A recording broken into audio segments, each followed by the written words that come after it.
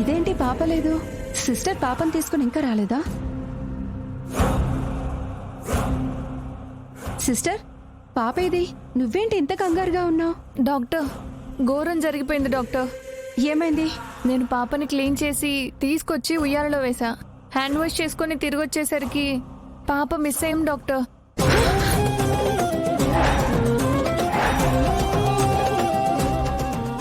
ఏం మాట్లాడుతున్నావు నువ్వు? పాప మిస్ అవ్వడం ఏంటి? నిజం డాక్టర్, నేను వచ్చేసరికి పాప కనిపించడం లేదు.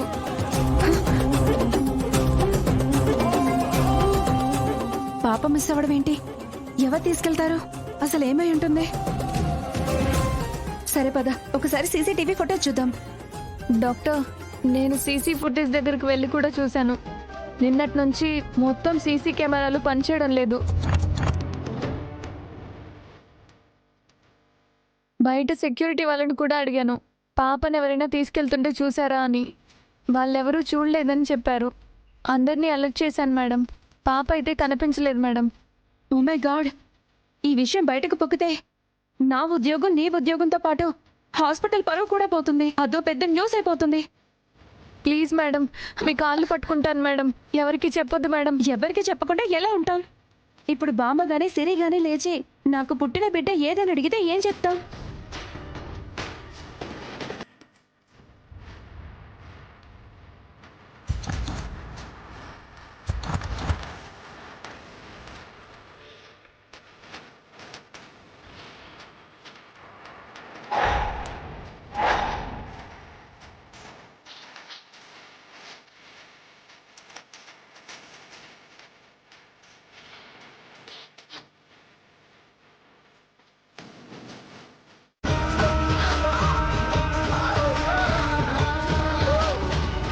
డాక్టర్, ఈ అమ్మాయికి మళ్ళీ నొప్పులు వస్తున్నాయి అనుకుంటా.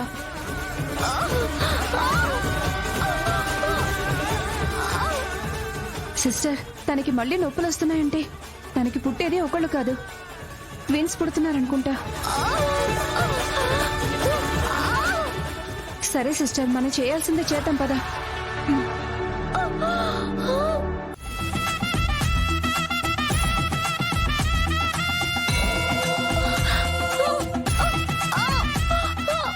ఓచుకో అమ్మా.